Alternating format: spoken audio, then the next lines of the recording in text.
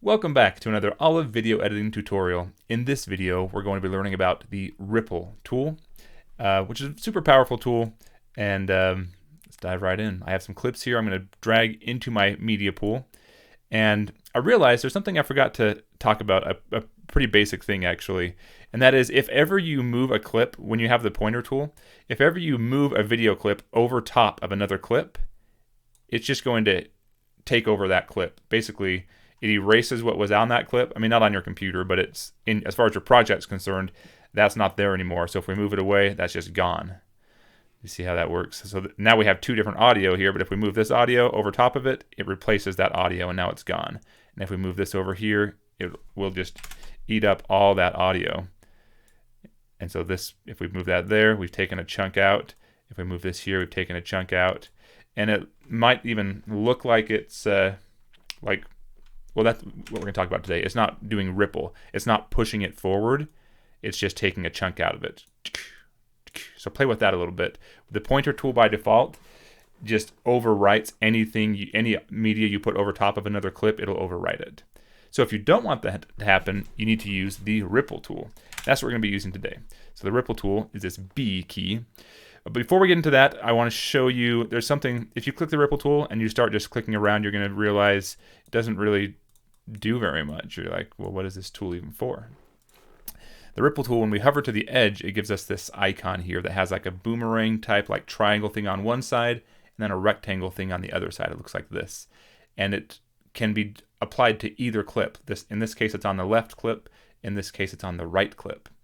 And what it does, it lets us move, like shorten or lengthen the clip without overwriting the clip that's next to it. So let's process that a little bit. Let's go back to the pointer tool and see why that's important, because the pointer tool also has this functionality to extend a clip or, well, extend it on both ends. If there is an end, I guess this is the beginning of this clip, so it can't do it, but this one can. So we can extend it earlier in time or later in time. Does that make sense? But just because the pointer tool, just like if we drag over top of another clip, it eats into that clip.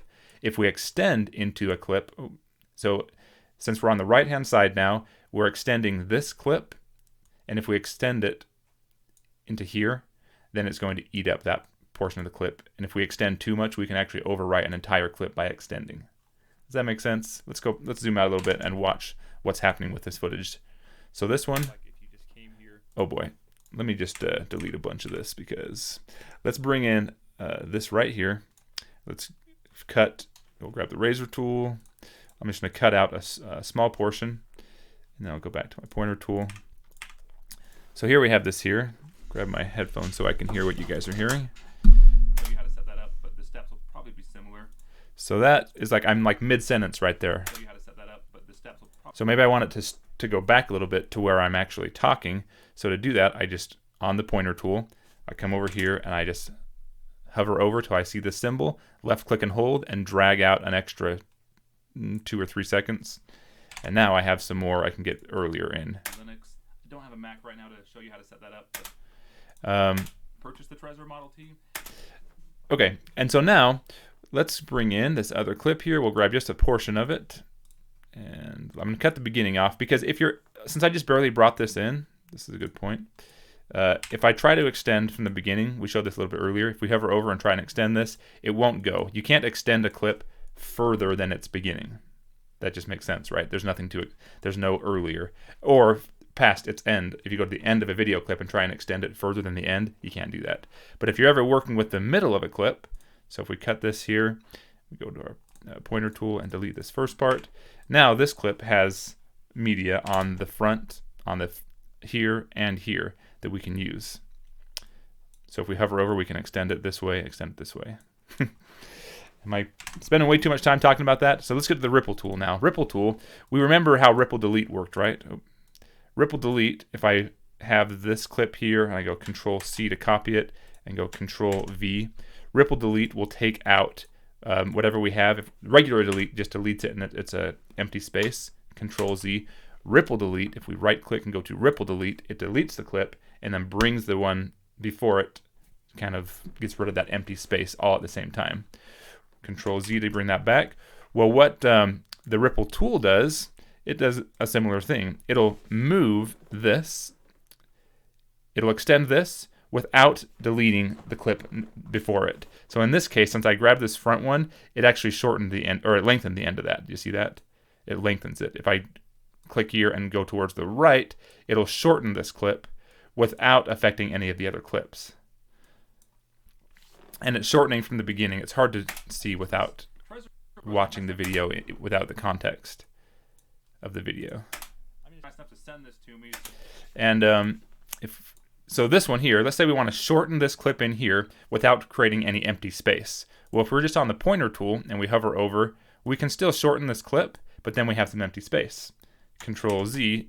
If we're on the ripple tool, we can hover over, we can shorten this, and then move the clip over here with it. And it's just important to remember, and actually you just have to play with it to get familiar with how it works, because whatever side you're on, if you're on working with this clip, you can shorten. If you're on this clip, you can shorten. But if you're on this one, it doesn't really. I'm doing the same action here. I'm left click and holding, dragging towards the left. In one case, it makes my whole project shorter. In the other case, if I go towards the left, it makes my whole project longer, because I'm lengthening the middle clip in one case, and in the other case, I'm shortening the first clip. So play with ripple. You really just have to play with it to get familiar with it, but it's definitely going to be something that you're going to use. There's situations where it's really, really helpful. You don't have to do a whole. I mean, there's situations where it's kind of the only thing you can do. I'm going to show you if you have a clip above, you can do the same thing with ripple. So without ripple, we would just extend this and it extends. Let's go back. With the ripple, if we extend it, it moves our whole project forward. So even though the video is on a different track.